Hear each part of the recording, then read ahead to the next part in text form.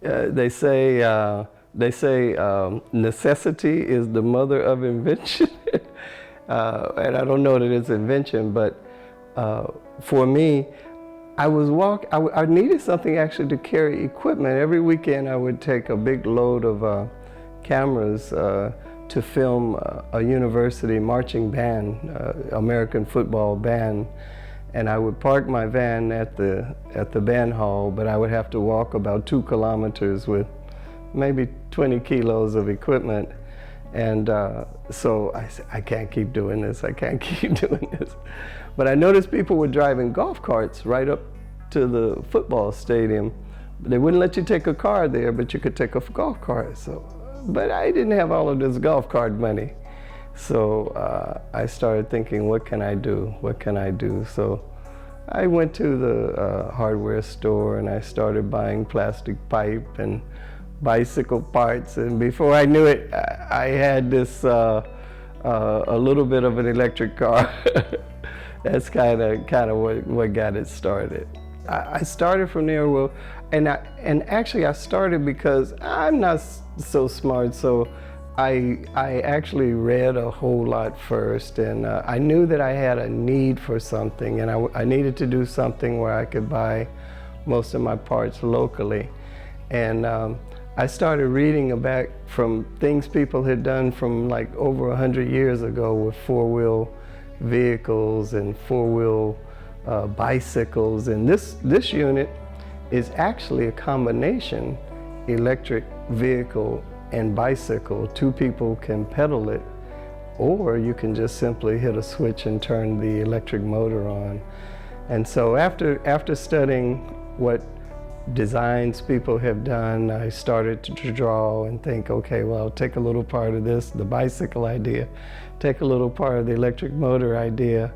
And the one thing I couldn't find locally was the electric motor. And the motor is actually built into the wheel of the bicycle wheel. But I quite found it in China. And so after I located it, I communicated with someone overseas in Shenzhen, China, and was able to buy the wheel. And then I had to find a proper battery.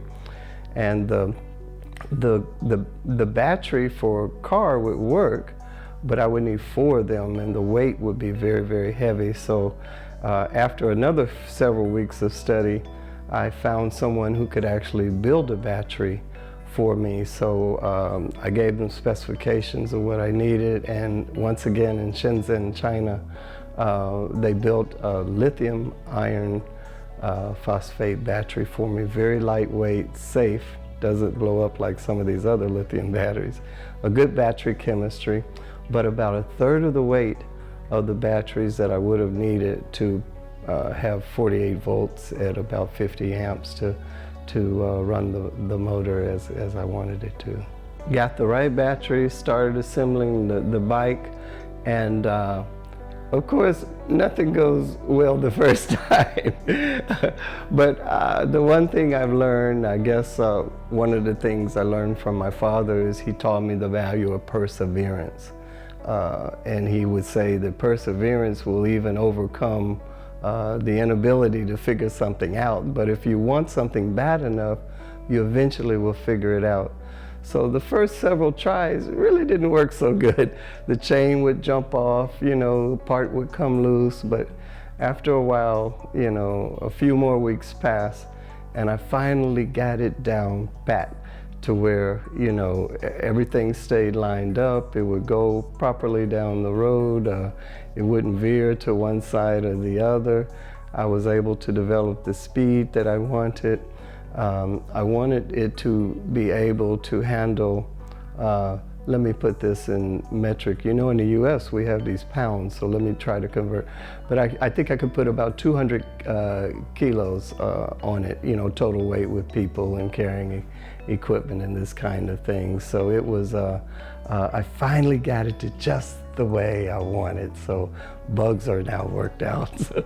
I got it assembled, started testing it on the road.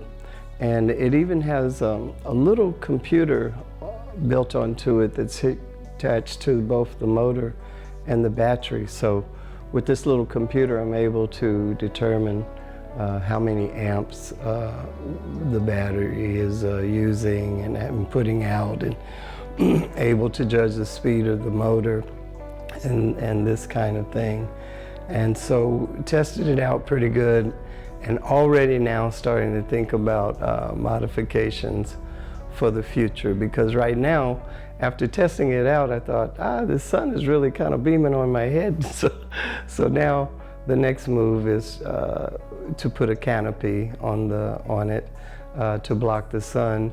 And why waste the space? So on the top of the canopy, the idea is to put a solar cell there that would give a bit of a trickle charge to give some energy back to the battery. I drove it on the street, and the maximum speed that I can attain with maybe about 100 to 150 kilos on it is about 30 kilometers per hour. And the distance that I can go without recharging the battery is around 30 kilometers, and then I have to stop and recharge the battery. But most times, if you're using it just around the neighborhood or something, I could actually go several days without having to recharge it, because I'm only going maybe 1 kilometer at a time, 2 kilometers. Sometimes I will spend time and ride the neighborhood kids around, and let them enjoy it some, I may spend 3 or 4 kilometers doing that. But most times I charge it up in the morning, and it's good for 2 or 3 days in all the activities that, that I would want to do with it. My plan is to develop it more.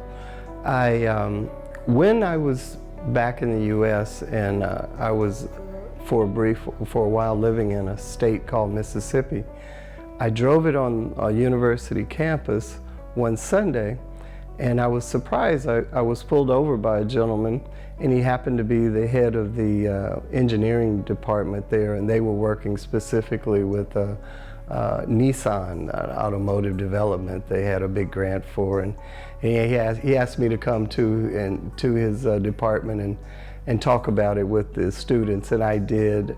And I was surprised to get some encouragement, there from the university. So they encouraged me to continue to pursue the idea. And a few weeks later, one of the news companies, our local news station, came out and they did a little interview on it, and I was surprised that people would call and ask me about it. But for me, it was something I did just because I couldn't carry these heavy loads so easily anymore. So it was something done completely out of necessity, but I do hope to continue to pursue. I have plans to put fatter tires on it, because I was thinking, well, what happens if I wanted to take it out on a sandy area? Would it go well on a beach, or would it go well off the road better?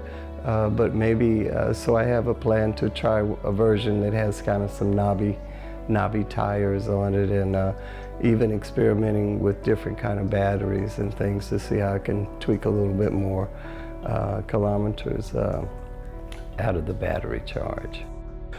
The reaction that I get on it has, for me, been a total surprise, because I thought, it won't get so much reaction, but literally everywhere I go, it draws a crowd.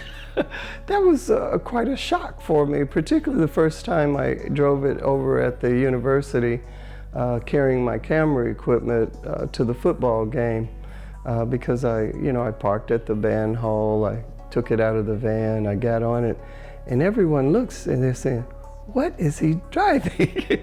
and I was a bit afraid, because when the first time I drove it at the university, I got pulled over by one of the university policemen, and I thought, oh gosh, I'm in trouble, I shouldn't be driving this thing. And he said, son, I just wanted to look at that. That's the most amazing thing I've ever seen. You keep going, no troubles. It was kind of funny, but usually it draws a crowd. Kids want to see it. People want to see, well, how did you come up with this? It's just made out of pipe. But anyway, that's been one of the fun things to come out of it. One of the things I would do to keep me going through the years is I always enjoy reading these kind of, I would say, self-help or positive thinking books. And my favorite book of all times is one called Think and Grow Rich by Napoleon Hill. And it's not, it talks about getting rich, but not necessarily in the way that most people would think of it in money. It does talk about that, but it tells you that there's 10 ways that a person really does become wealthy. But money is the 10th of all of the ways that he came up with.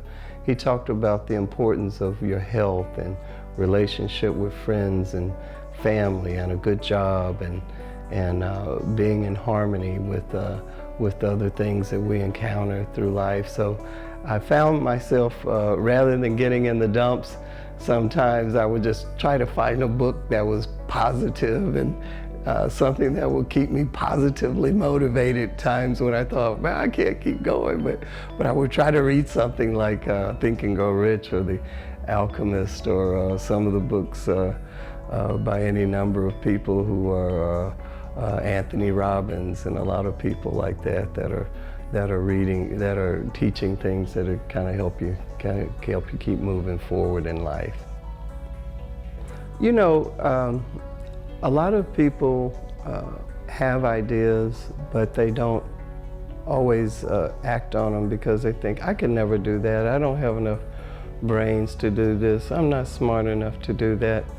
But for me, it's always about perseverance.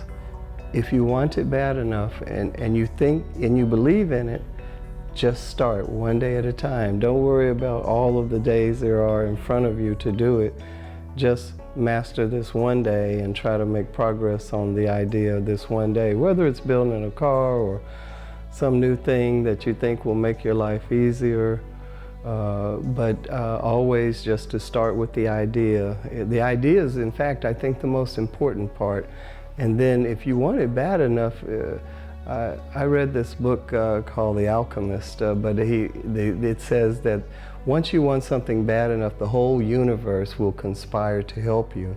And so in a way, I really believe in that, is that if you want something bad enough and you believe in it and it's right and just, there's nothing bad or evil about it. If you lined up properly, then things just kind of tend to begin to fall in place.